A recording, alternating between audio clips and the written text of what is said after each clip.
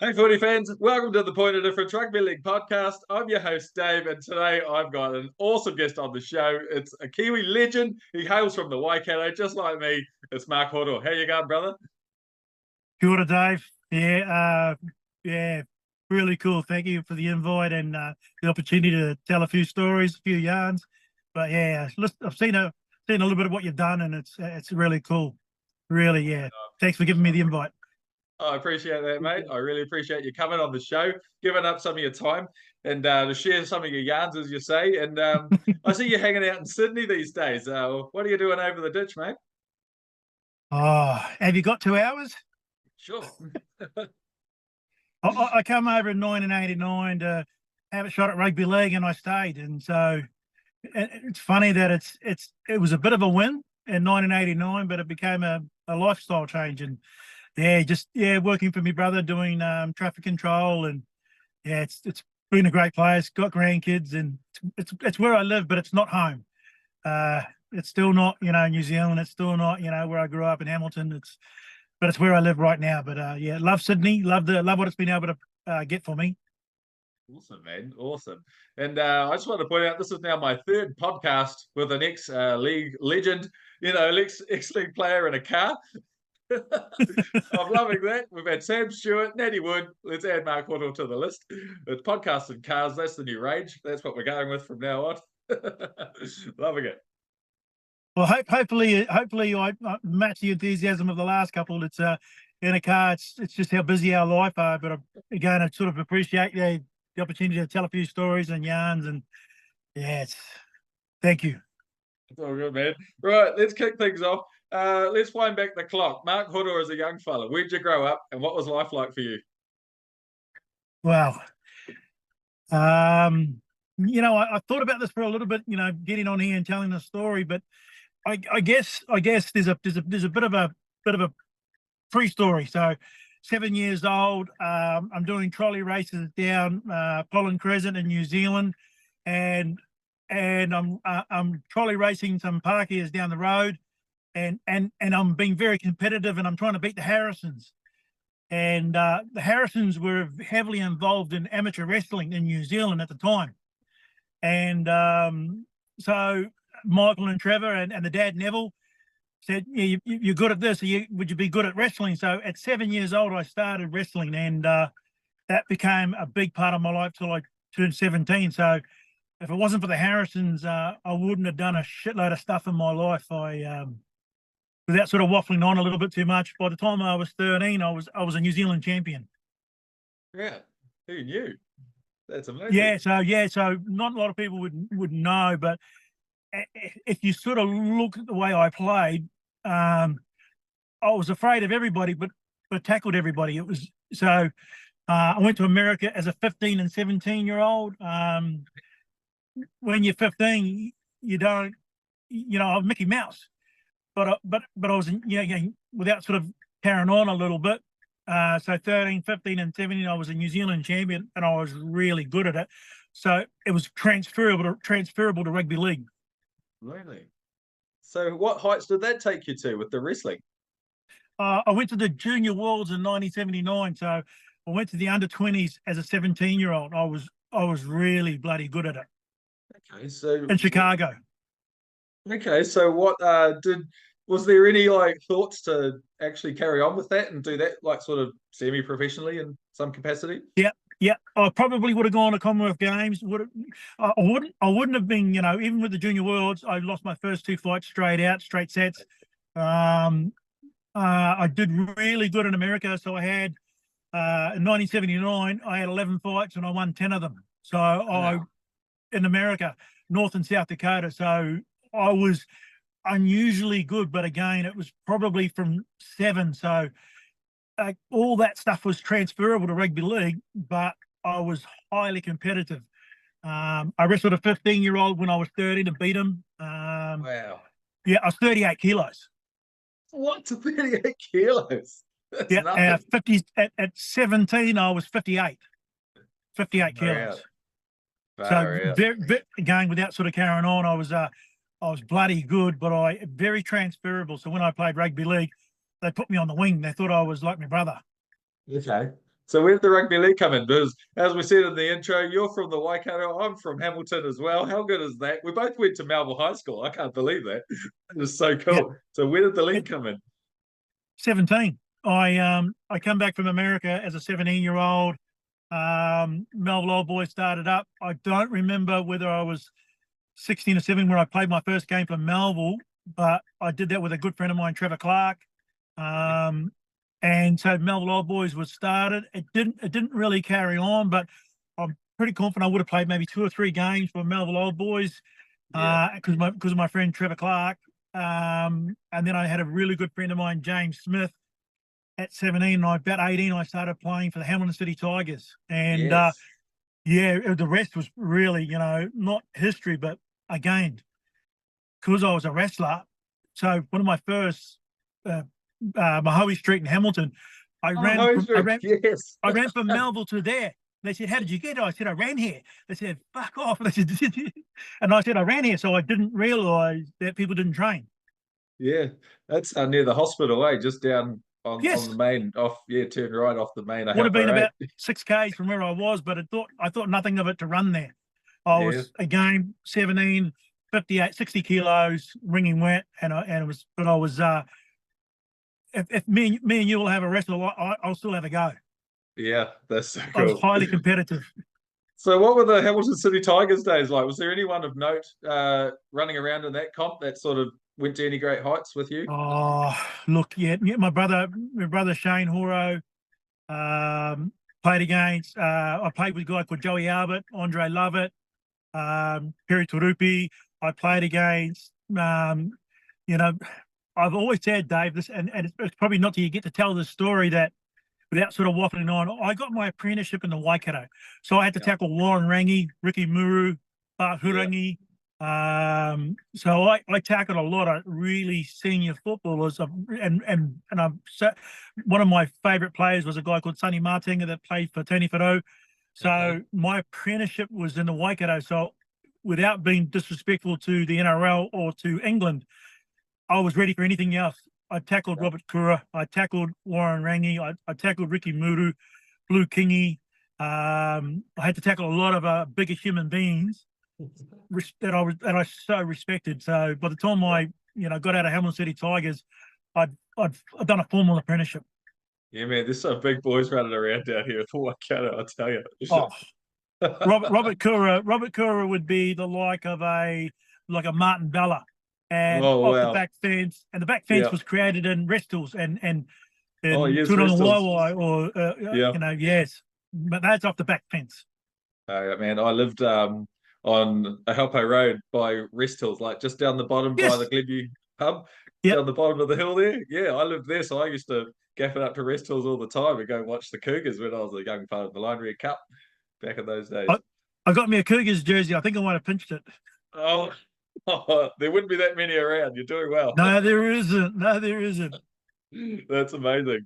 Oh man, that's so cool. So you actually ended up going up to Te Atatū Roosters, up the main highway there to Auckland. How did all that come about, and what were your feelings leaving home? Heading off to the big smoke up in Auckland. Wow. So you without sort of, you're right. It's a big smoke. It's Auckland. So Yeah, when you're from we're from Hamilton, Hamilton. it's the big smoke. It's going from Wollongong to Sydney. So Good my brother highways. made 100%, and in those days too. This is 1986. So my brother made the Kiwis in 1985, and Ron O'Regan went on that E5 tour, and he became very good friends with my brother. And Ronnie was again an amazing human being, Yeah. and John Dobson, another amazing human being. He was sponsoring the Te Atatū Roosters. He came down with my brother to Crystal Glass in Kahakatea Drive, Oh well. and so I was working in the glass factory, the aluminium factory. I remember my bosses there, Bob Lloyd, Gary Duggan, and so this BMW pulls outside of Crystal Glass with John Dobson and my brother, Wow. and I got $1,000 to go to Te Atatū from the Hamilton City Tigers. And honestly, Dave, it changed my life. Yeah, So it man. literally changed my life. So Millie's pregnant with my first child. I'm getting $1,000. I thought I was a very rich young fella. Yeah, man. Thousand Going to Te bucks. Atatū, Far going out. to the big smoke. But in saying that too, Dave, I went from, I really changed my life. Literally. So 1986, I played for Auckland. Wow. Yeah. It's just, yes.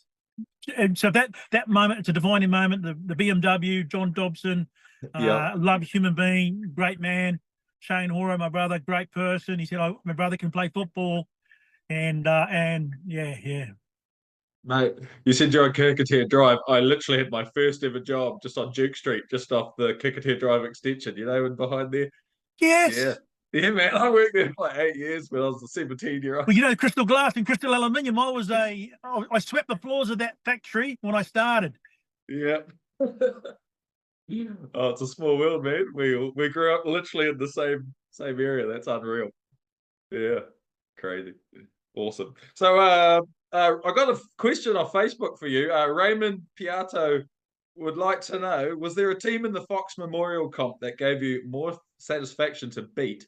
And who were the big name players in that side? Oh, you can't go past. So when I'm from Hamilton, so just to be respectful, because I'm Hamilton City Tigers. Before I come to Auckland, Tony Whanau, Turanga Waiwai, Ngarawahia, Hutley South. So before I got to Auckland, straight away it was Mount Albert, Otahu, Richmond, Shane Cooper, Darryl Williams, Sehe Solomon, Andrew Brown, and Manukau, the Wright brothers, just Neville Ramsey's. So every football team in Auckland you were a test. It's similar to the NRL. So everyone you played could beat you. Yeah. But had such respect for everybody. So whether it was Glenora, Manukau, anybody could beat us on our day, and vice versa. Okay. So how did you go personally playing for Te Atatu? Because you ended up getting called up for the Kiwis, from provincial level, if I'm correct. Yep. That's amazing. I guess. So I played for Auckland when all the Kiwis were away in 1986 and 1987. So I had a huge role with Bob Bailey, who gave me an opportunity to play for Auckland. And when you play for Auckland, other than the Waikato, I made Northern District. It's interesting that Auckland was just another stage in my career, which didn't put me on the map, but it gave me an opportunity to play in front of some really good people. So Bob Bailey, like what I did for Auckland. We had a new coaching changeover. Graham Lowe was the Kiwi coach. He'd moved on. We'd lost a few senior players that I respected so much. Tony Gordon took over and gave me an opportunity in '87 to play for the Kiwis. And again, 85, 86, 87, some of the best times of my life. I won some wonderful games. Yeah, man. So you went to Papua New Guinea for your first test game, playing alongside your brother. I mean, how special was that? And just what were the emotions, finding out that you'd made the Kiwis? Like, how special was that for you? Because my brother had made it in '85. I love my brother, and I try to replicate my brother. I try to be a Kiwi, and it was my goal to play for the Kiwis. But I didn't think that in my wildest dreams that I could do it together. So we're only, I think, 3 sets of brothers to ever do it. And play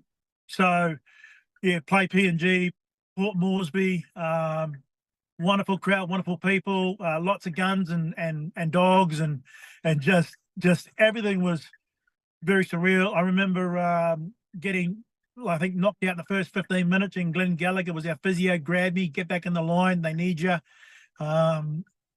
Just amazing to do it with your older brother. I love my brother and respect him so much, and because he's probably changed my life without sort of, I've got to give him kudos, because without him making the Kiwis in '85, I don't go to Auckland in '86, and then he set the standard for wingers in those days. He could find his way to the try line, and so '87, love me brother. Man, so was there anything in particular that happened in Papua New Guinea? Like, it's a pretty out the gate country, man. Like, was there any good stories or experiences you had while you were over there? So the people were beautiful, mad. Just so you could. So I had I didn't realise that when we were going to get there, that we're going to have people in trees watching you. So there's 15,000 people there. There'd be 5,000 in the trees, and there were guns. Guns went off, tear gas. I got knocked out. Glenn Gallagher grabbed me to get me back in the line. I'm playing with me brother. When you think about your first test match, you don't think that, it's tear gas, guns, dogs, 5,000 people in trees, but it's one of the greatest experiences of my life.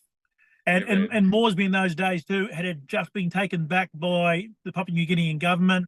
So there was a bit of a fight with the Australian government over who's the boss. But yeah, to do it with my brother, to do it in front of tear gas and guns and dogs and 5,000 people in trees. And I never once, Dave, felt threatened. So they took the tape off. Yeah, never once. Even though, I'm talking, we're talking, pretty big guns, pretty difficult looking dogs, like dogs to protect you.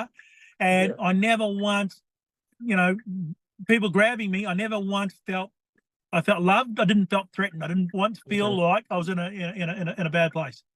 So you had like the crowd coming up just wanting to touch you and all of that stuff. Grabbing tape, grabbing socks. Like I remember getting tape out of my socks.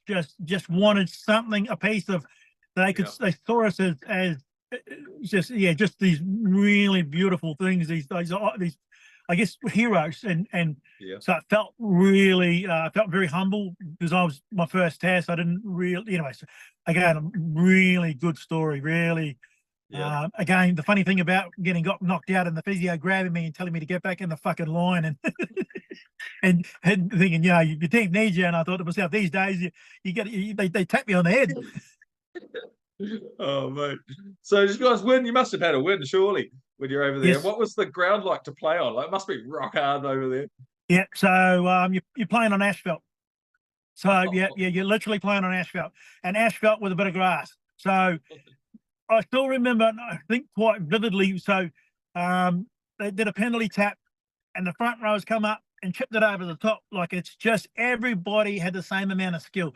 So it was really difficult to pick a 1, 6, 7, 9, 13. It's not like you could have like all these different players. You had a Sam Stewart or a Shane Cooper.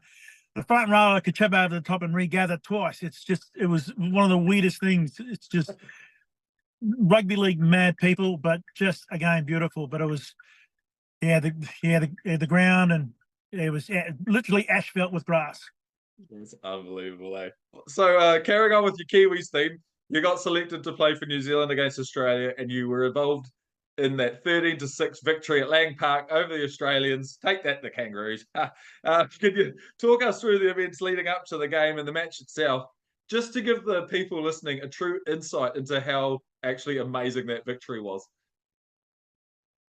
The funny thing, so when you get picked for the Kiwis, I got picked to go to the Kiwis. Then you got picked to be a test player. So when you get picked as a test player, there's nothing, I think nothing ever beats that. So, but there's something, so I'm going to obviously go further into my story. Something does beat that when you win. So playing for the Kiwis, Tony Gordon had a game plan to beat Australia. And nobody would know this story, but we get up in the room, and Tony Gordon gets up and he said, "I need you to outplay your opposite. That's all I need you to do." And we had a move called turn up, and it was a bit of a fancy move. And you'll see in that 87 game we do this move and we score off it. But long story short, we have to get up. So I thought to myself, I was so pissed off because I got Wayne Pearce, and Sam Stewart got Brian Niebling.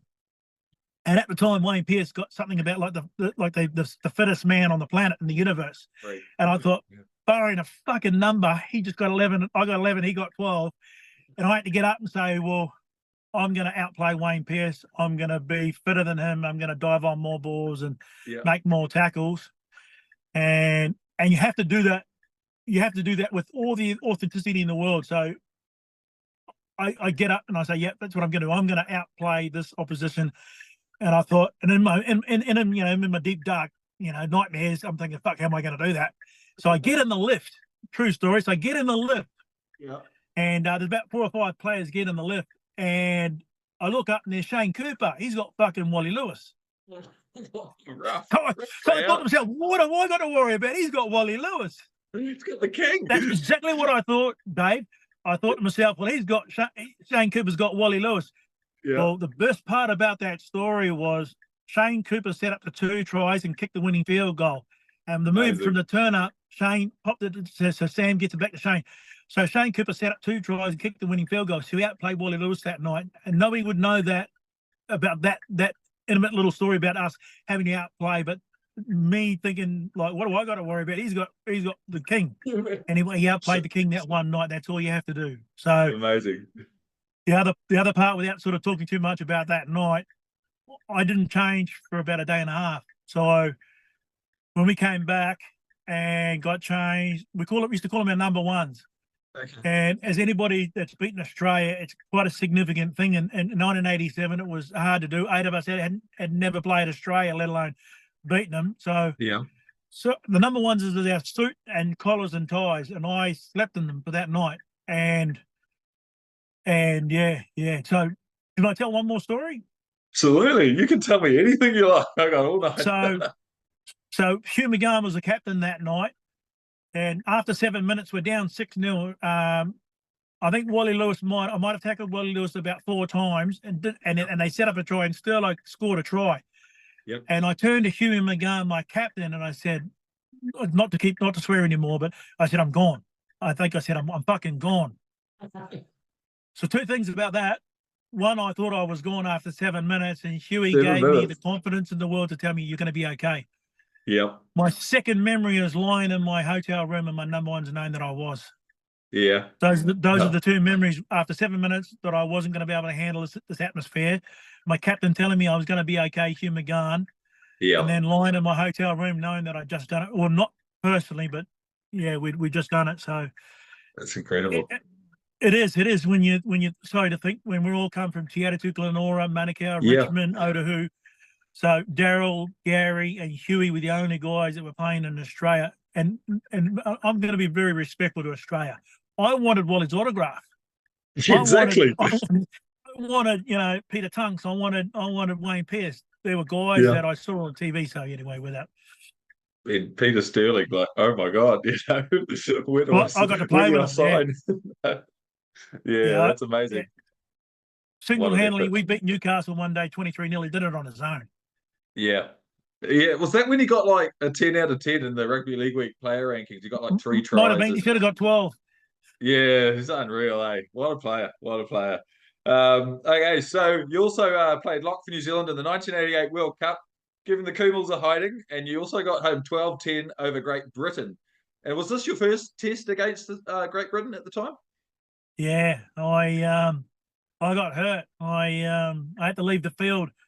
And one of the little quirks about leaving the field, if anybody's left the football field, you do feel you've let the team down. You feel so. Yeah, I unfortunately they won that game without me, but I was so proud of the football team. They won the game, and then we went on to a World Cup. But it's great. Well, Great Britain at the time. Yeah, it was. It's an amazing time. It's not. I wouldn't say I'm emotional, but it's interesting that when you leave the field of battle, you never walk off. I could imagine in real war, I can't go this time. I got a sore leg. It's anyway, so I had to leave the field, but we went on to win. So it was a great victory by us. Oh, yeah, mate. Any victory is an amazing victory. But you're playing alongside in the World Cup as well at Eden Park in the final.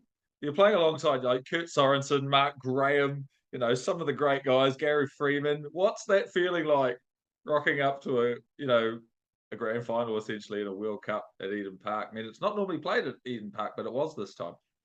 No, it's funny. It's funny too because not funny, but it's interesting.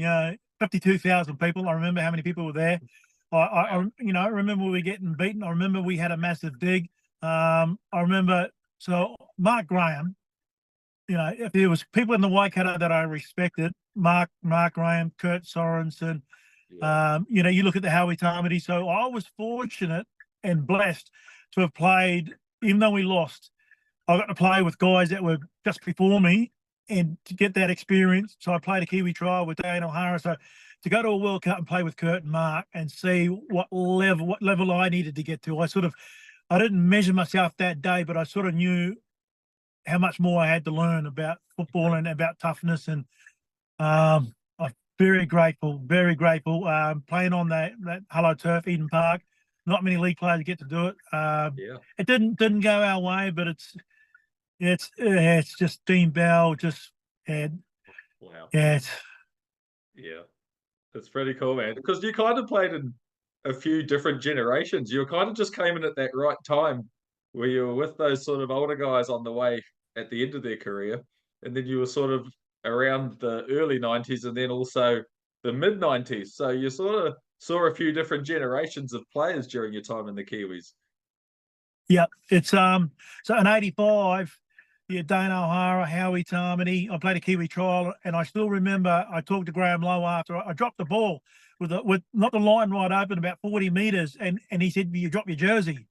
He didn't say that out loud, but so I got to play with those Kiwi boys, and then I met my own generation: Kevin Iro, Daryl Williams, Yes. Gary Freeman, Clayton Friend, all these, Sam Stewart, Hugh McGarns. And then I got to play with Gene Namu, Sean Hoppy, Stacey Jones, Joe Vuggener. Wow. So I feel, without sort of sounding like a blessed, I feel, very fortunate. When you think Tio Ropati, I was very, very fortunate. But I 1987 to 1996, I hung in there, but I did fight for every jersey that I got. So if you gave me a jersey, I bloody earned it. Damn right, man. Damn right. You got to earn it. You have to. And also, you were definitely noticed in 1988, you signed with Salford to go over to the UK. So how did all that come about? And what's it like? You're still quite relatively young, flying off to the other side of the world to go seek your fortune playing league in the UK. It's Salford changed my life again. Kevin Ashcroft, Johnny Wilkinson, he picked me up in a Jag, me and my wife. At a Jag. I got £8,000. So we came home, we bought our first house. So Nice. so I would have stayed. But at those times there were $50,000 transfers fee, and it was just a normal rule. It wasn't. I knew the circumstances before I got on the plane. We're going to Salford, the Willows, playing. Peter Brown came over. Paul Shaw, it was about 3 or 4 Aussies. It changed my life. So I came out, bought my first house. I would have stayed, but the transfer fee was just too much for Salford. They had, I had to get my money plus New Zealand Rugby League needed some money. And I do appreciate at the time too, even though we sort of fought that in a I think Tony Kemp and Trevor Clark fought the rule. But I appreciate the New Zealand Rugby League losing players and having to been sort of compensated for that. So I appreciate from one perspective, but also how does that work? So I would have stayed there. I had a deal for 3 more years at Salford. I would have stayed and stayed in the Willows. Would have been just Manchester. Loved it. Me and my wife loved it. Took my son over there, and would have been amazing if I'd have stayed. But I wouldn't have had an NRL career either if I had stayed. So I've got to thank the New Zealand Rugby League in one respect too. True. And for those who don't know, you would have gone on an off-season clearance to go to Salford because their season was in the Australian off-season. Is that correct? Yeah, so 1988, just straight after the World Cup, me and Peter Brown went over to play for Salford. So I think I played about 20-odd games. So what's that, September, November, December, January, February. But the trouble was you came back and I missed the Kiwis for a number of reasons. I probably was too tired. So your off season. So, but in saying that too, so financially, I get $1,000 from Te Atatu, and I get £8,000, which is $20,000 from Salford. So change your life in one respect too. So everyone did go there for financial reasons too. But it's an off season, literally an off season. But you play, it's 50 games a year. By the time these guys did it, did it professionally. Yeah, it's tough. But I lost a couple of Kiwi jerseys over it. Far out. So how did you cope with like the weather and the freezing conditions after big in New Zealand. I'm from Hamilton. I'm only just down the road from Taupo. I can handle the snow. It snowed there, and there's photos of me and my son Justin and my wife out there having a white Christmas. So you have a white Christmas in Manchester, you can't knock that. Yeah, and again, Salford, same as most parts of the world. The Willows, teams would change ends at halftime. It was an amazing experience. White Christmas. Again, financially and it was a great time in my life. But again, I lost some Kiwi jerseys out. It cost me a couple of Kiwi jerseys. Oh, it's a shame in one respect. My wife, she's from England. She's from Leicestershire. And she misses the white Christmas. Like she's like, it's stinking hot, and all you Kiwis are in stubbies and a singlet and cooking barbecues, and it's not right. It's not right. No, it's funny because it's so up that part of there. You get it. It's just a natural course of justice that you have a white Christmas. So it bloody snows, and it should. So and I feel like I only had one of them in 1988, but it was worth it. Yeah, man. So while you were at Salford, you actually scored on debut, if I'm correct. What's that like, man? Like getting your first try, playing professional footy for the first time? It's funny. I didn't score many tries. I think I scored 12 in 120 games. So I think I only played 22 games. I might have scored. So I was probably known for saving tries rather than scoring. So I think it was at the Willows. And I think I might have gone ape shit. I think I might have scored and done. I think there was a try celebration. I did about 8 of them, 8 different versions of a try celebration. I think I might have done the old hands in the air and just carried on like a good sort. So. Oh, that's awesome, man. Awesome. Love it. Love it. Okay, so 1990, you signed with the Parramatta Eels. And I love the stories of, because of all the transfer rules. How did you get to Parramatta with all the transfer rules that were in play? Very keen to hear this. Okay, so it's going to take 15 minutes to get to Parramatta. Awesome. Let's go. So Ron Willie was at Penrith. So I came over to play for Newcastle Knights. Okay. Talked to Michael Hill and Alan McMahon, and that's the first time I found out about the $50,000 was going to affect me in Australia. So we sat down and they said, "Hey, train for 2 weeks." We went out to a lighthouse in Newcastle. So you'd imagine, Dave, I was significantly fit. I was probably the fittest. I felt like I was the fittest person on the planet. I was last out to the lighthouse and last back. Oh, really? That's how good the nights were. So the reality check. So reality check. We did 2 hours of a drill. I had this medicine ball, and Alan McMahon had a medicine ball. I had to change hands and stop. So that's how. So 1989, Newcastle Knights. I'm there for 2 weeks. Sam got me over there. Great friend, and awesome. James Goulding. And then they realised it was going to cost them.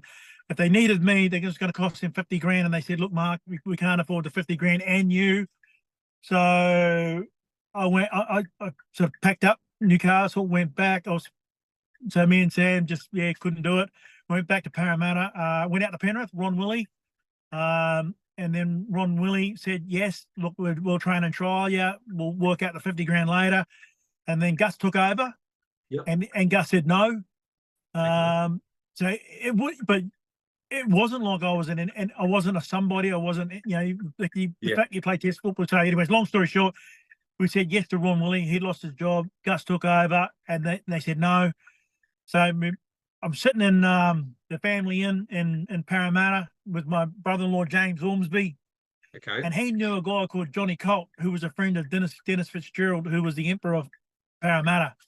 Right. And he said, "What do you want to do?" And I said, "I'll retire."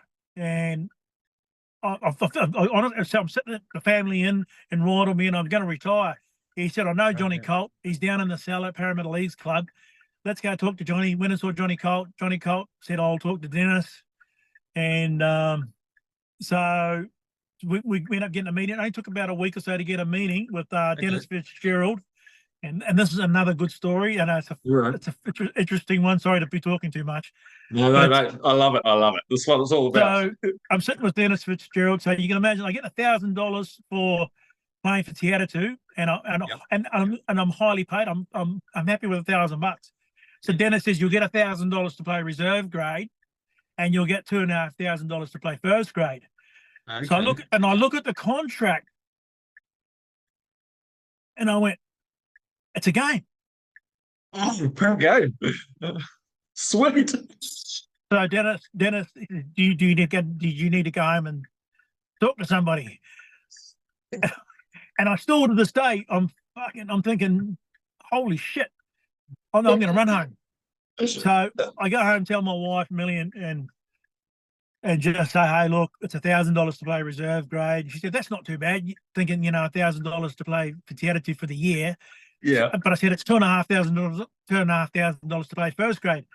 And she says, well, you better get out there and do a run tonight. I says, dear, it's a game. So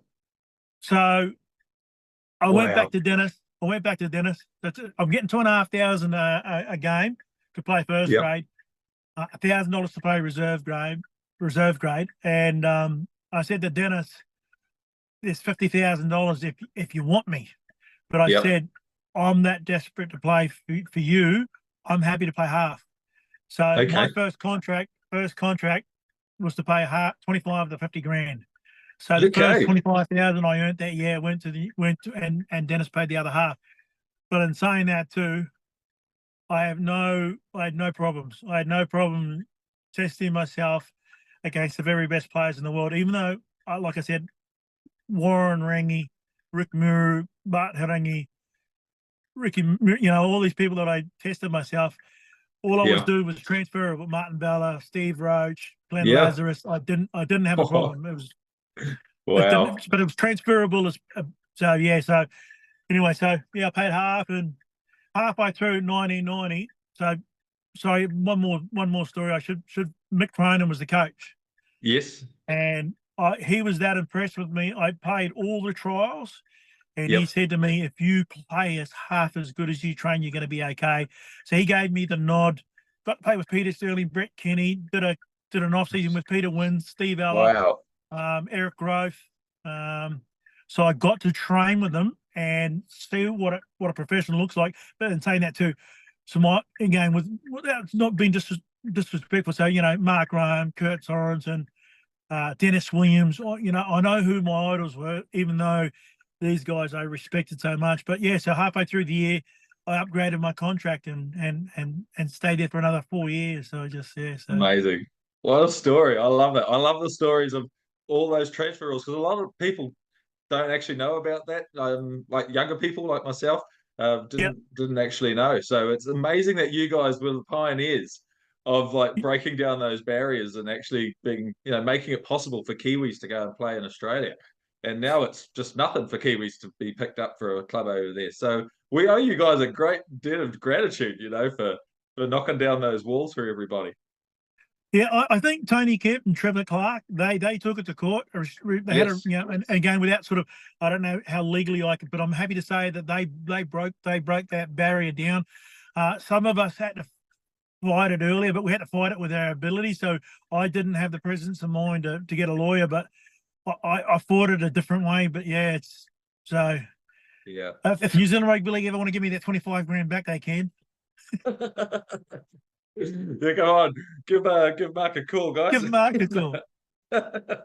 So what were the training standards like? Like, did it hit you like a brick when you got there? Like, training professionally with the Eels. Just how much did they flog you? Yeah, so we would do 10K runs, 5K runs in the weekend. We do a dozen 100s, wow, 8 400s.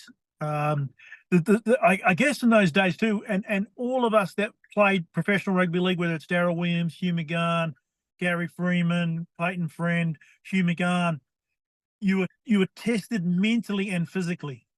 Okay. So someone says to you, you've got to do 8 400s, and you've got to do them under 70 seconds. Right. And there's no recourse. So you either do it or you find somebody else to do it. So it was fast, man. It was a test. It was a test of your own mental capacity to handle pressure. I loved it. Like I said, I was 13, and I still remember beating this 15-year-old, and that held me for the rest of my life. Okay. So I saw everything as a competition. I saw everything as a margin of my own. Yeah. So I'm a runner, so I understand that 70 seconds for 400, that's pretty fair going. Like I reckon on my best day I could just get under a minute. And that's for one. Yeah. Let alone do it again and do it again and do it again. So like, what sort of playing weight were you around that time? Just so I could get a gauge on what So you're I pushing was through. still quite lightweight. So I was 87 when I played Australia. I was 87 kilos. Well, that's like what I am now. So yeah, that's Yep. that's fair hauling, man. You're going great. And you're probably like quite muscly as well, like toned and So you know, yeah. So I picked up not just lanky. 155. Yeah. Yeah. So I picked up 155 kilos. I could do 37 chins without sort of, Wow. but I could do a 12 and a half beat test. So that was, but that formula was for That's everybody. solid. So yeah. So everybody had to. So you had a margin. You had a margin. You had to beat. So and Stacey was picking up that or and running that, or Gene Namu, Sean Hoppy, Yeah. so Mark Ellis, Matthew Ridge, everybody. It was so forwards probably 70-second was guys had to do it faster than me if you were a back. Yep.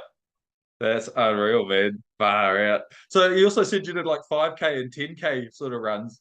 What was Yeah, like the a respectable time for you guys? What was the margin you had to work in?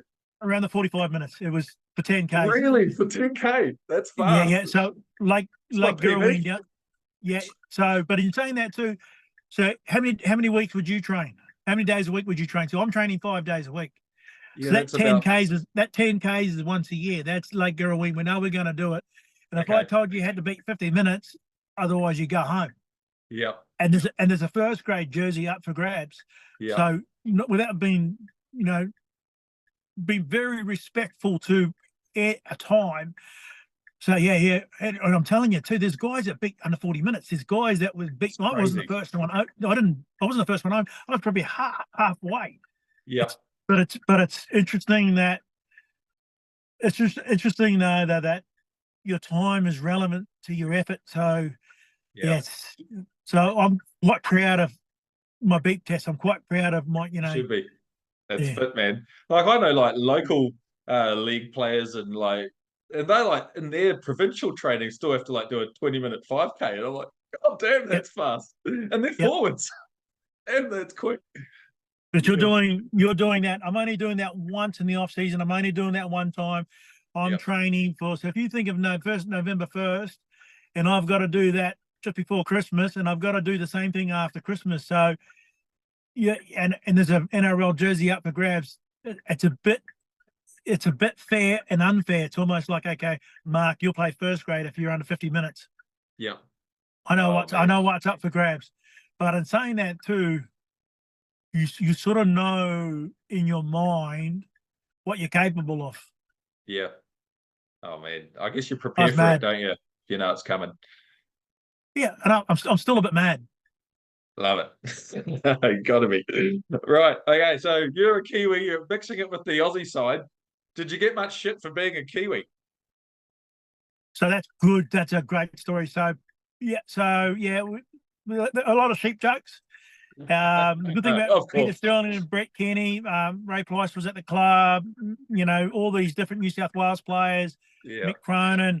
So by the time the Origin came around, it was quite obvious to me that they fucking hated Queenslanders more than they hated Kiwis. So That's by the good. time it came around, it was my only saving grace. I said, guess what? I think you fucking hate those Queenslanders more than you hate me. I'm going to go for Queensland. So Of the only way I course. could back at the sheep jokes of being a Kiwi was to go for Queensland. So I stuck to that story all my life. So and they were filthy at me. They said that'll be right, you Kiwis in Queensland. But in saying that, over the years, you got to think back in 1990, it was 1-for-1. It was 10 games. It was 6-4 or 5-5. It wasn't the way it was. It was before that run of 8 or 9 titles. And Yeah. the only thing I would, and this is out loud, and I could get into trouble for it, but I love what Queensland bring as far as that looks a little bit of an underdog. It's a bit like being a Kiwi. So it's a bit like Yeah. playing Australian. It's a bit like, how do I use that? How do I bundle that up? How do I sort of put that in a little present and put a little bow on that? Well, fuck it. I'll use that same chemistry. Absolutely, absolutely. Just quietly, I support Queensland. My dad's from Brisbane, so I get to. Yeah. Yeah. Damn Oh, right. Right. So at 27 years old, you run out for Parramatta against the Broncos. So you make your debut for Parramatta at 27. Like you're a bit of a late bloomer in the Australian comp. Did you think all that hard work and jumping through all those hoops and just learning your craft for all those years, did it like pay off in that moment for you? the best part about answering that question, Dave, is I walk down the tunnel and I come off the bench, and every sacrifice I've made in my life was worth it. There you go. When you I guess, and I've told a lot of young men too that are applying their trade, you don't have to make it until you do. And so 27's a great yardstick for maybe making it, but it's important that it gives you a chance. So Yeah. anybody else, they'll be looking at that and think, shit, 27. So by the New Zealand Rugby League rules, go to England, going to have a career there, knock back, knock back, knock back, round three, walk down. Yeah, every sacrifice, what I put my wife through, what I put my sons through was, I was very proud of the person that I was when I walked down that. So you walk down the tunnel at Parramatta, and you haven't made it, but it's a really good moment in your life. Yeah, you treasure. Absolutely, man. It's such a great story, and you're someone people can look up to, and sticking at it because you get guys like Cody Walker who play for South Sydney. He was a late Yep, bloomer. He only yep, got there at like 26 or something, and yep, then he made yep, Origin. Like that's crazy. yep. Amazing. Yeah. It's interesting too. So sometimes too, I think life, and you think about what I can't speak for Cody, but I can say that you think about my journey. I have to walk in your shoes to know your story. You're going to have to walk in mine to know mine. And I think that's the best part about, Cody and my story. Anybody that does this late, you may have to look at those shoes and see how, what did I wear and how did I do this and how did I come about it? But it's my story, and I'm very proud of the age I was, because it gives hope for every young man that maybe 20 or 23, 22, 23, 24, and think that they might be too hard for them to align too far. Yeah, exactly. What a great example, man. I love it. Absolutely brilliant. Beautiful story. I really like that. And so your first season didn't actually go too bad for the Eels. You guys finished in eighth on the ladder. How did you find it going up against, the best of the best? Because let's face it, Australia's the best comp. Every week you're playing these guys every week. How was that? It's I think the good thing about the NRL, and that's why it's the best competition in the world, and that's not being disrespectful to Super League or even where I've come from, where you got my apprenticeship from. But yeah, so you have Steve Roach one week, then you have Marty Bella, Paul Harrigan, and Glenn Oh, wow. Lazarus. Oh, You just and they just come in order. That doesn't You yeah. get no respite. There's no. So you've got to hold your breath, and see how Yeah. long you can do it. That's what it felt like. So I felt like it gave you a really good chance to test yourself. And every week I was tested. Every week it was a test of your capabilities and your ability to be resilient and Yes. and to step up. It's amazing. It's amazing when you without sort of giving it that credit, but you read off those names like. Yeah, it's Well, mental. I played Dave, and the next one, Dave Gillespie, or Oh, or Peter Tunks, or yeah. Mark Carroll, or Matt Goodwin. Oh, Like the Spud. He's so it's good. just, ah, I remember tackling Mark Carroll and thinking, mate, it became good friends, Yeah. but yeah, it's just you get every game you tested it, but it is the best competition in the world, and that's what we pay for, and that's what people pay for, and that's why. It's a very small percentage you get to do it because Yeah. yeah. It's a tough era too. Like I just think that was such a great era of rugby league. There was still that free flowingness of the game, but there's a lot of niggle and a lot of dirty shit. And I loved it, you know. But you had to be tough. You just had to be. You had to step up. I played Manly once, and Dave Gillespie had changed from the Bulldogs to Manly, Right. and I was playing for the Warriors, and I thought I'd put a bit of footwork on him, and he's put his arms to the side, and he hit me in the solar flex. He punched me in the solar flex. I don't Right. know if he meant to, but I hit the ground. I thought I'd beaten him with a bit of footwork, and he's hammered me. But I think it's more of, I've just got outside the shoulder, and I've got one in the solar flex and hit the ground. Yeah. Tough. Tough. Again, Paul Harrigan, Mark Carroll, Les Davidson.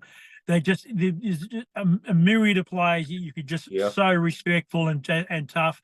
But in saying that too, in those days too, the rules. So you get picked up and you get told to get back on the line.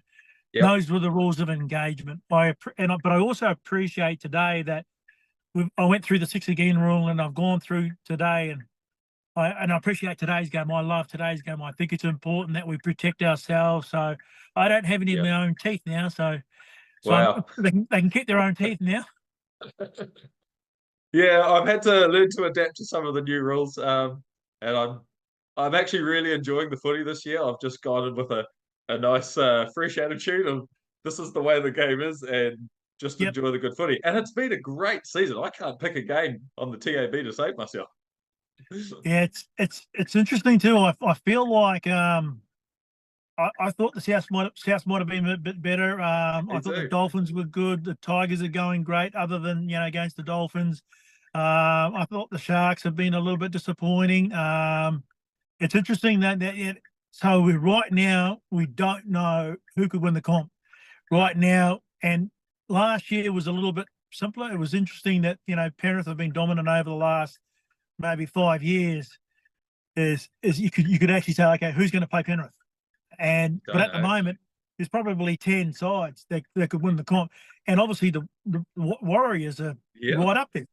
They look the real deal. I've got to be honest. I think they could get right up there. Definitely a top 4 side based on their defense more than anything. Their defense is unreal. I think they've conceded bugger all this year, and that's what's going to get them there if they can just keep going. The attack will come. We all know that will come. Yeah. Yeah, it's something that I think when you're a Warriors player, we never had a problem scoring tries, but I felt like we always had a problem maybe slowing it down. And when you're playing for the Warriors, it's interesting that you always get remembered for when you got beat rather than the ones that you won. But yeah, I feel like it's a bit interesting that Andrew Webster is the attack coach for Penrith. Yet we're talking about our defence is one of the best ingredients that we've been able to. We're looking at, so we're thinking, okay, wow, we've got this attack coach, we've got this guy that sort of is able to orchestrate this beautiful way we're going to play. But we're talking about how resilient they are. Tries now that they're saving. They wouldn't save 2 years ago. They wouldn't have saved 3 years ago. Absolutely. I mean, you take that Melbourne game out, they've conceded a maximum of like 16 points in a game, and then 2 10 points and 1 4 point. That's not bad to start the season too. At the start of a season, I think that's impressive. When I was at the Dragons, they had a goal for 14 points. So you're spot on. So there is a figure. There's maths around winning the comp. So every team in the competition will have a figure. They'll have and it wouldn't be any lower than 14, but it'll be around, and then it might sound a little bit too intricate, but it could be 14.5, could be 15, could be 15.5. So it's interesting that we're talking about maths. 1 + 1 must equal 2. So if you're going to win the comp, it's got to be around that 14 to 15 to 16 points that you can concede. So Parramatta, when Brian Smith had them, I think he scored over 1,000 points one year, but it's about what we stop. Yeah, well, that's why like the teams like the Titans always struggle. They can score points from anywhere over the last few years, but they got butter defense. They get run through. Yeah, it's a belief. If any team that I was quite successful in, whether it's a Kiwi team or Salford or Parramatta, Western Suburbs or the Warriors, it's interesting belief. Yeah. and that rugby league team. You can look at the teams too that have a bit of belief. Yeah. You could see sides, and the Bulldogs at the moment, you could see teams that, shit, so me and you would work really well together. We believe in each other. So if you Right. do that and you start to duplicate that, you go 2 times, 4 times, 8 times, 16, you Yeah. have that sense of belief you're going to be fine. Okay. That's really interesting. Okay, man. So getting back to your career, you played 4 games for your second season for Parramatta in 1991. What went wrong that season? Only 4 games in top grade. So I was making a tackle. I forget who I was playing, but I tore a calf off my Achilles. I was out for 2 years. That So, absolutely sucks. but I was saving a try. So I did save a try on my try line, Okay. and I felt like someone had shot me in the back of the leg. Ouch. So to be fair to Parramatta at the time too, it was so round 3, 90, 91 to round 12, 92. It changed my life. It showed me again a different side of myself. It's called the soleus, so it's where the calf and the Achilles attach itself. And unfortunately, I'd only torn 50% of it, so they couldn't operate. So I had to go away and I could probably retire. Just wasn't time to retire, and so I got man of the match in round 12 when I came back against Wow. Newcastle. That's So impressive. sorry to sound like a wanker, but I worked my ass off. My club sort of gave up on me a little bit. Parramatta, they probably didn't feel like I could get back. Couldn't operate, so but I've got some gumption. I've got some real tenacity in me. I go back to that 15-year-old. So but about that 15-year-old, so I'll tell a good story. So my mum flew me to Christchurch. So I'm 13, and he's beating me in the first round. And my mother got on the mat and started slapping the mat. Don't you bloody give in. And I turned around and beat this 15-year-old, and I've been beating that 15-year-old all my life. So every time there's something in front of me that I need to beat, I remember that kid that I beat. And yeah. So my mum told me she didn't care whether I won or lost, but I wasn't allowed to not try. So that always set me up, that resilience for that moment in round 3, 91, round 12, 90, 92. And we played the Knights, and again, sound like a dick, but I got man of the match, and we beat the Knights. But That's awesome, man. Sorry. No, nothing wrong with that. I think it's fantastic. Like, what do you go through as a player when you're on your own, you're away from the training group, you're rehabbing, they're having a good time, well, at least they're playing, you're stuck doing rehab. What does a player go through? What were your thoughts going through all that? It's dark. It's a dark place. When you get sort of the understanding that it's going to be longer, it's a long time, 4 weeks, 2 weeks, 3 weeks. I've done enough injuries that so 4 weeks, because you're out of the pocket, you're out of the bubble. And when you're out of the bubble for 2 years, have a 5-bedroom house, and nobody talks to you. You go to that bedroom and you don't come out for 2 years, and nobody can help you. So you've got to sit in that room in a chair, in a bed. Nobody feeds you, so it can be quite dark. It can be quite lonely. You do go search. You go search yourself. You go find that person. You go find, where's that person? Where's he going to come back from? How dark but I'm not the only player that's been out for 4 weeks, 2 weeks, or 2 years. But it's interesting that you go find yourself. I love that man in the mirror. You go go and have a look at him, and you got to love that person again. And it can be. Yeah, it is, Dave. It's but in saying that too, I'm going to an analogy. When you got to climb that mountain again, like it's worth it. When you go climb Mount Everest again, you come back, and it sounds a bit of a smarty pants, but when you come back and get, I'm quite proud of it. And so so that dark place is a long way off. So that time when you second guess, should I give it in? Should I 28, 29, and there's a lot of people that will tell you that it's over. A lot of people will tell you that it's there's more people that tell you that it's over than that tell you so that you can get back. Yeah, man. Look, I can relate because 2021 in March, I was training for the Christchurch Marathon and I was fit. I was ready to smash out my best PB for sure. It was definitely going to happen. 3 weeks out, I tore my adductor tendon off the bone, and that was running gone for the next sort of 6 months, rehabbing all of that. Like it Off tore. the bone.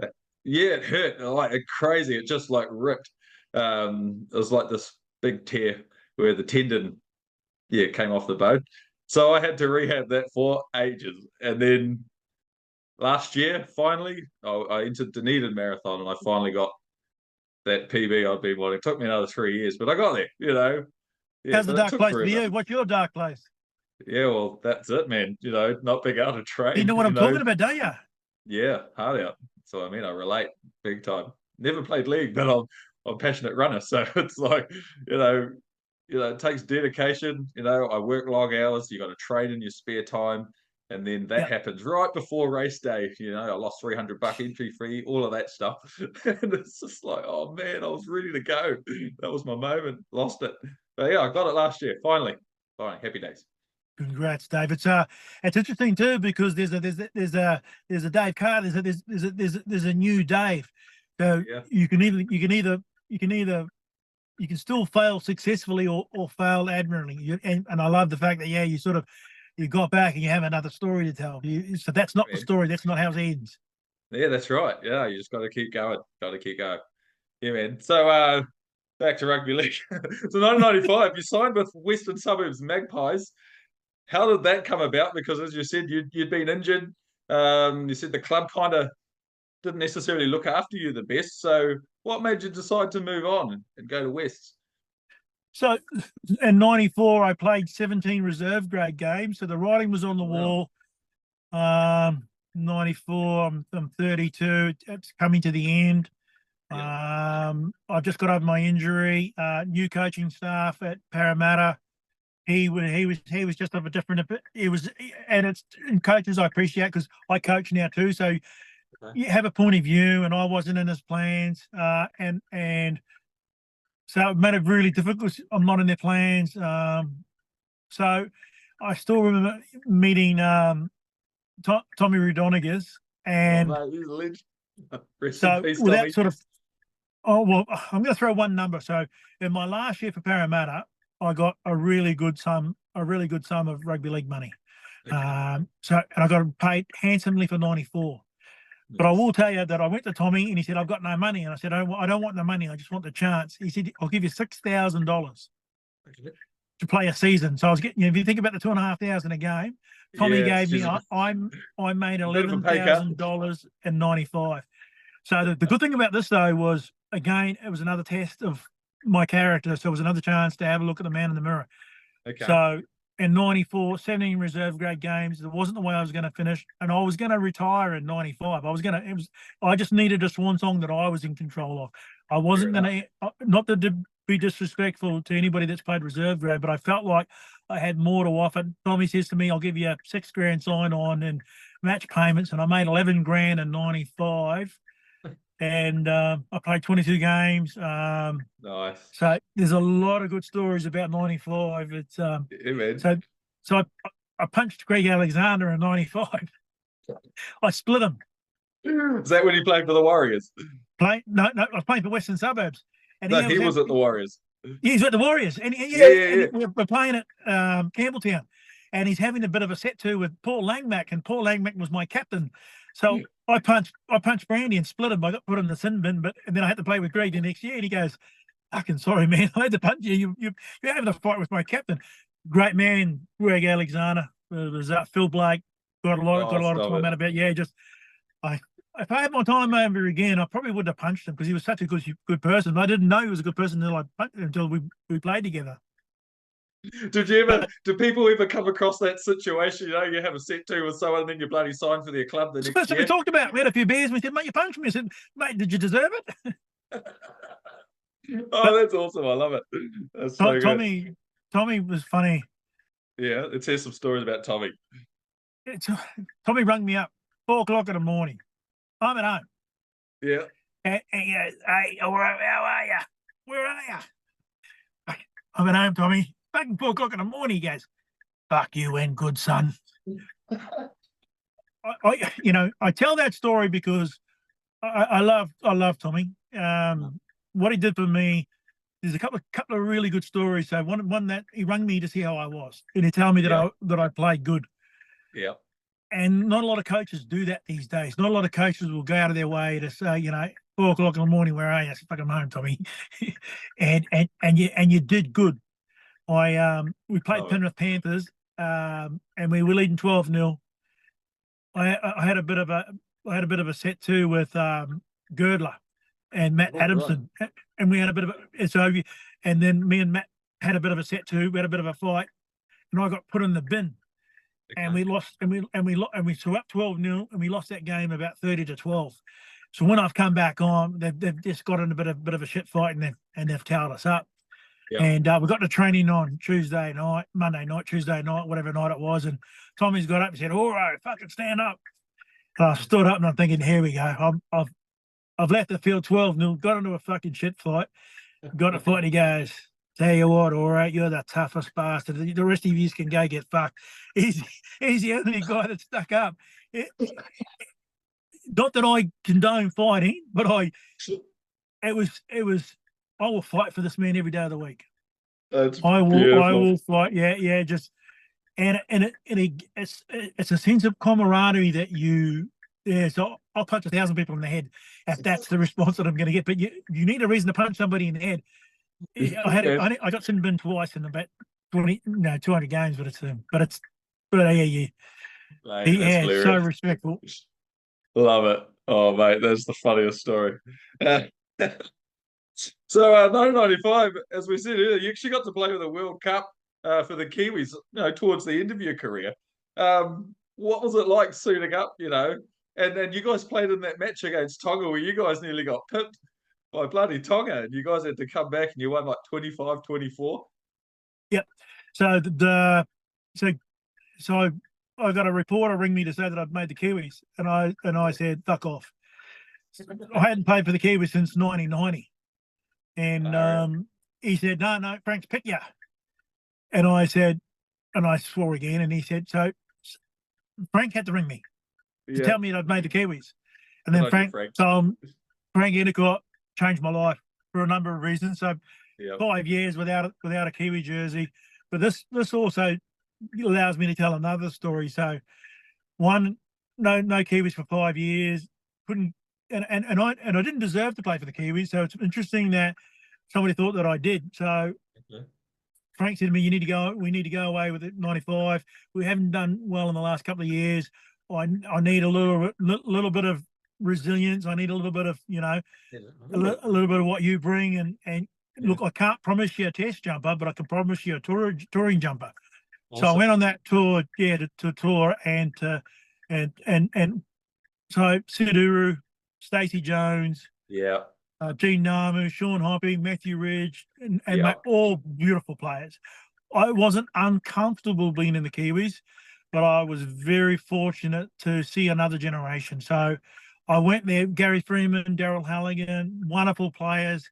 I went over there and, it was just 95, and add another couple more Kiwi jerseys. But that Tonga game was 7 minutes to go. Took us 7 minutes to beat them. Yeah, they were going to beat us, and it's funny too. Without being disrespectful to Tonga, when you think about quicksand. Yeah. So they hit quicksand. When you're in quicksand, you can't get out. Nobody throws you a line. When you're on the rugby league field, I've been in quicksand and nobody throws you a line. No one throws you a fucking rope. So it's interesting that for 7 minutes to go, Ridgie kicked some wonderful goals. We scored some wonderful tries.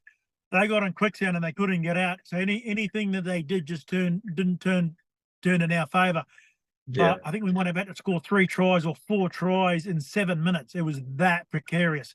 But we did it, and I still think did we deserve to win? Probably, I don't know, but we did, and I've got to give it to Tonga. So when you think about the Tongan team of the last 5 years, that being very respectful, took us, 7 minutes to go. Otherwise, that history would have said they would have beat us in '95. It was just Yeah, man. had a And wonderful went team. after the siren too. Like that Yep, field goal Reggie kicked was yep, after 80 minutes. Like yep. that's unbelievable. Yeah, it took us. I think it took us like it might be 9 minutes, but it was only a very short period of time. We might Yeah. have scored 2 tries in the last 9 minutes. Yeah. I come off the bench. I wasn't starting, but it was a wonderful, wonderful experience. And in that room, um, in that room, eh, eh, we grew. We became 8 feet tall. So when Yeah. you're a Kiwi and being very respectful to Tonga, it taught us a lesson. So it taught us a Yes. lesson that we needed to be 8 feet tall, not 7 feet tall. So Right. interesting too that we use that as a motivation for the rest of the World Cup. You can't. I think we want to play PNG next. We couldn't. We Yes, didn't give that's any. right. There's no start. There's no start. Everybody gets the. Everybody gets. You've got players that want to play and represent their countries. Um, yeah, you gave us a good lesson in humility. Yes, mate. Occasionally those minnow sides can creep up, and if everything goes right, they can beat you. And far out, you guys came pretty close. You came pretty close. Oh yeah. Unbelievable. So you guys ended up. Did you play Australia in the final Yes. again? So your old foe. Did you play in the final? It's yes. How did all that go? It's it's in 88 and 95. Would I do? I'm not gonna. This podcast is not to. I would do things differently. Okay. It's probably 2 games where I feel like I still remember I dropped the ball in 88 and I dropped the ball in 95. I'd Okay. love to have those two. I'd love to have those two footballs back. It's Right. interesting, not about me either. So I'm not trying to be a smart ass, but it's interesting about yeah, Frank and Tank and what we do differently. I remember, yeah, just how we handle those occasions.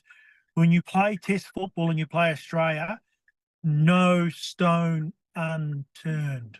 100%. They're too good. They're just Yes, too good.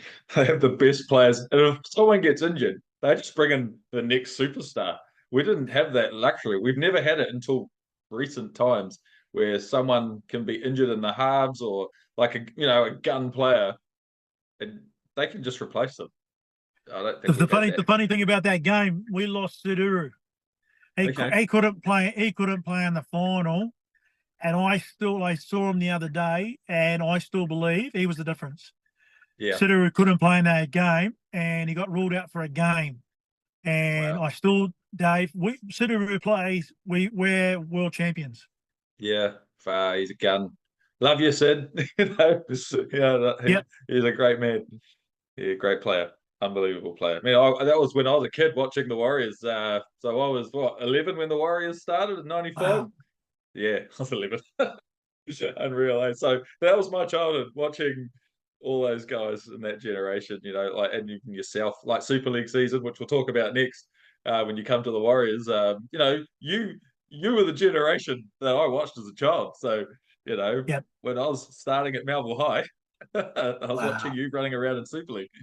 Yeah, crazy. It's again, it's when I think about my, it's my story. So wouldn't say it's just my story. But '97, it was I signed with ARL with Yep. West, and ended up getting a 40 grand contract to be with West in '96. And Tommy, I signed the dotted line, got a bit of extra cash other than the 40. I think I might have got about 15 grand to sign with the ARL, and I'd done the deal.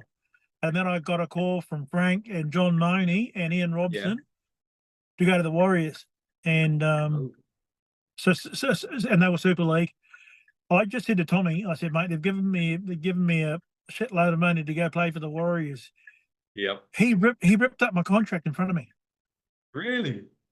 That I can't be any more respectful to Tommy and the person that he was for me. He just said, mate, go. The people that So he were did it in a involved. positive light. like tearing up your contract, like, mate, you got to go, literally. sort of thing. Yeah, go. Wow. And it was just, it was again playing for the Warriors. So I wasn't 11, but I was 33 when they played in '95. I punched Yeah. Greg that year in '95 and Phil Blake and Stacey, and I'm playing them. To go home, it was the best time. It was probably a great, in being respectful to my age, it was a swan song that I couldn't have asked for a better finish. So Really. 96 and 97 Super League. Again, going different circumstance than '95 for the World Cup. I felt like the Warriors just needed some resolve, but we had Stephen Kearney, Dennis Batts, Yep. Andy Platt, Matty Ridge, Mark Wow. Carter, and Joey Wagner, Tony Tatupu, Yep. Tony Tuamawabi. I was right in the middle of another crop of wonderful players and very fortunate again. Yeah, man. You've just listed like all Kiwi representative players basically who all came through from the Warriors. And Kearney, he was at Wests probably the Yep. year before you were there, if I'm Yep, correct. yeah. Before Yeah. they won the comp, I think in '93 and '94, and then he came over to the Warriors, and I was Stephen Kearney. What a legend. Yes, Yeah, man. So what like you said, it was an awesome swan song. Like, what's your thoughts flying back to New Zealand? You know, you're back home. You know, you're putting on a Warriors jersey. I mean, that's a real special time to be part of those early stages of, New Zealand's introduction to the Australian rugby league competition. How special was that for you, like, to be a part of that? it's I couldn't ask for a better finish. So if you think about '94 playing 17 reserve grade games, and I'm only going to play one more year, to get the opportunity to go back and play for the Warriors. So '96 and '97. So my West number is 993, and which is 100 years of rugby league, and I'm Yeah, 484 for Parramatta, and I'm number 30 for the Warriors. So exactly. I'm quite proud of my number. I'm quite proud of all my numbers. Don't get me wrong, but to go home, take my kids home, born 86, 93, 94, go home, represent my country, because that's a little bit about what you do. So the Warriors are a representation of rugby league for the whole country. So you're a Melville boy that's getting to do something nationally for Wellington, Christchurch, Northland, where Dannyburg, Whakatane, wherever you come Yep. from. If you're playing for the Warriors, you're playing for the country. Yeah, man. But It was it's amazing. pretty special. Yeah, man. Like you said, you're playing with guys like Stacey Jones when he's like right at the beginning of his amazing career. But then you've got guys like Phil Blake and Greg Alexander who have been around and done it, and they're still superstars. Like, Yeah, was it awesome having that blend of you old boys and then that young crop coming through? it's when I think about what we did, I think we might have just missed the finals both years, but it's interesting too that we're only one person away every year or one game away every year. So Yeah. '96, Phil Blake, Greg Alexander, Brady Malam, Joe Wagner, Taps, Chief. Like we were only. It's interesting that when you think about the Warriors of today and one ingredient or one player, we're only one moment away from doing something quite special ourselves. But it's John Maney. We probably should have held on to him, but then if Frank doesn't stay in '97, I probably don't stay. But it's interesting that it's just it's a pretty special time, but good players. Phil Blake, he's special character. Yeah. His skill is he's a 12 out of 10 for skill. Brandy was another fantastic player that had just again they bought different aspects of rugby league, so different ingredients. Phil bought it would have been great having Phil Blake and Stacey Jones and Gene Namu and Sean Hoppy and Wow. then Matthew Ridge and Greg Alexander. So again, we're very lucky to have some great engineers of rugby league. Yeah, man. So that last final season, 1997, I think the Warriors were going a bit crack to be fair, for the first half. But you guys came home pretty strong. You had a nice late run of wins, and your final game, you gave the North Queensland Cowboys an absolute fucking hiding. And like, was that a beautiful way to sign off? In the Warriors jersey with a smashing win. Mark Horo signs off his NRL career. It's at home too. Yeah. It's just crazy. I nearly stayed. I nearly stayed in New Zealand. I was talking to Peter Leach, the Mad Butcher, about a butcher shop, and was going to do some stuff in rugby league there. But it was 97, and it was a big score. Yeah. Is there a perfect way to retire? Maybe pretty close for me. Yeah. When I think about 91, 92, now for nearly 2 years, 94, 17 games. Tommy, give me $6,000 to retire at the Warriors was my nice way for me to finish. Yeah, man. And 35. Yeah, that's pretty impressive. Like most people don't get to 35 still playing first grade in the top side. You know, that's pretty impressive, man. Just full respect. I can't believe it. You know, like that's to hear your journey and then like to be that late bloomer at 27 running out for Parramatta. I mean, that's special. That is really special. I don't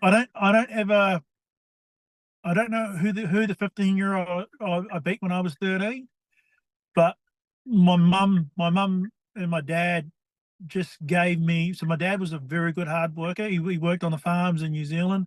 Right. My dad gave me a really good start in life. So I remember picking up hay bales and about 11 or 12 years old. I said to Dad, when can I get the same money as you? And he said, when you can pick up that fucking hay bale on your own.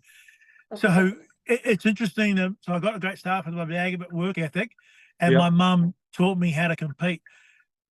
I don't care that whether you win or lose, but you're not allowed to not try. So it's interesting that when you think about my journey, and a couple of times you get thrown off the mountain, and no, fuck it, I'm going back. Yeah, I'm man. going to climb that. I'm going to climb that cliff face. Yeah.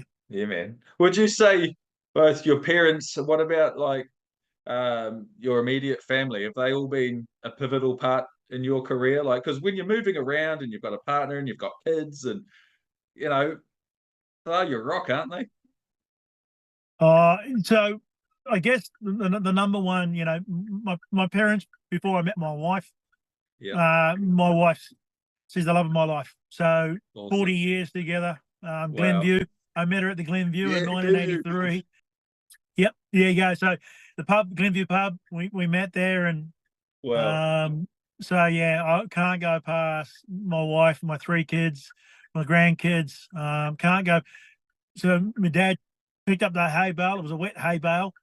My mum telling me not to give in, and then my wife and the support from her and my sons and but you add little people along the way. John Dobson, Henry Smith, Tom Smith, James Smith, Trevor Clark along the way, and I do appreciate my apprenticeship. I had to tackle Warren Rangi. I didn't care. I didn't have to. So Marty Bella or Mark Harrell or Paul Harrigan or Dave Gillespie, I had to tackle Ricky Muru, and I had a bit of time to spend with Dennis Williams. I had a bit of time to play with Mark Graham. It's interesting that you got to thank them all. You got to admit to the fact that you can't do this on your own. But my wife and my support she's given me over the last 40 years is second to none. Yeah. So I have a little funny thing that I call her, but I'm not going to say that on a podcast. But it's if there's a rock that's definitely that person. Oh, she sounds like a beautiful lady, mate. You've done well. We're all punching, aren't we? We've all done well. One last question about family. Your boy Justin, he played for the Eels as well, played for Manly. How proud are you as a dad to see your son, and obviously you would have supported him the whole way, coming through and play first grade for the same club you played for? I mean, that's got to be amazing. So there's two little things that are quite people don't realise, other than being the father and son and playing for the same club. We debuted round 3, 20 years apart, exactly 20 years apart against the same team. So mine was West and he was West Tigers. So and we both finished on 120 games. It only took them 5 years. It took me about 25 years. But yeah, we finished on the exact same games, and we couldn't be any more proud of it. It's hard to put into words too, because father and son, I've got a great relationship with all my boys and I love all my boys, but it's difficult because he walked out with the Warriors, and it's I think by default he's going to have to play rugby league. It's just interesting that that journey that he was on. But yeah, very proud of all my boys. But yeah, it's he's doing well for himself now, Justin. But yeah, 20 years, 120 games each, and 20 exactly round 3, 20 years apart. I love it. That's just such a beautiful story. Right, man, we're going to finish with a few fun questions. So, who do you actually support in the NRL these days? Who's your number one? So I'm a Parramatta man. Of course you are. Of course you are. But we love it when the Warriors win. No. So I told someone the other day. So what are you going to do? So if Warriors play Parramatta at home, I'm Parramatta. Yeah. Now if the Parramatta play Warriors at Warriors, I go the Warriors. All right, fair play. That's the fair. I'm a 484. I'm a Parramatta man. Love it. Okay, who's going to win the NRL this year? I mean, we talked a bit about it before, but it's tough, man. It's tough. Right now, I can't go past the Wars. Let's go to the Wars. I'm loving that. Very good answer. Yep. Okay, what is your favourite TV show of all time? Holy shit, TV show.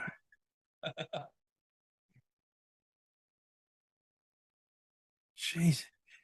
You know what? I was just trying to think of a show that I was growing up. The Beverly Hillbillies. Mate, that's a great answer. I'm thinking, when I think back at black and white TV, the Beverly Hillbillies, Jed Clampett. Yeah, man. I remember the theme tune. Is that too old? No, that's fantastic. All time. That's why I asked. Yeah, it's great. Okay, final question, mate. If you were on death row, what would your final meal be? Macca's. Macca's. Dirty old Macca's. That's the first answer for Macca's. Mark Hoddle says Macca's. I love it. So so just my football career, my dietitians were a big fan of me because I could eat anything. I could eat Burger King, Hungry Jack's, and I'd still do under 50 minutes for 10Ks. It was just I had this really funny attitude about, I try to beat the dietitian. I try to beat, anyway. Just, no bullshit. My fastest 10K was done on fish and chips. There you go. It's the carbs, mate. It's about the 10Ks. The carbs. It's all about the carbs. All right, man. Oh, thank you so much, Mark Hoddle, for coming on the Point of Difference Rugby League podcast. Going back in the day with me, it's been an absolute screamer of a show. I've been loving it. You're an absolute champion, man. Thank you very much, Dave. Much appreciated for having me on. You take care too, brother. All right, man. Thanks everyone out there for watching and listening on Spotify. Get on the YouTube, subscribe, like, and all that crap, and get on the Facebook group. Everybody's on there having a great time and celebrating our rugby league legends like Mark Hoddle. And thanks again, and we'll see you all next time for kickoff. Thank you, Dave. Mate wa. Full time.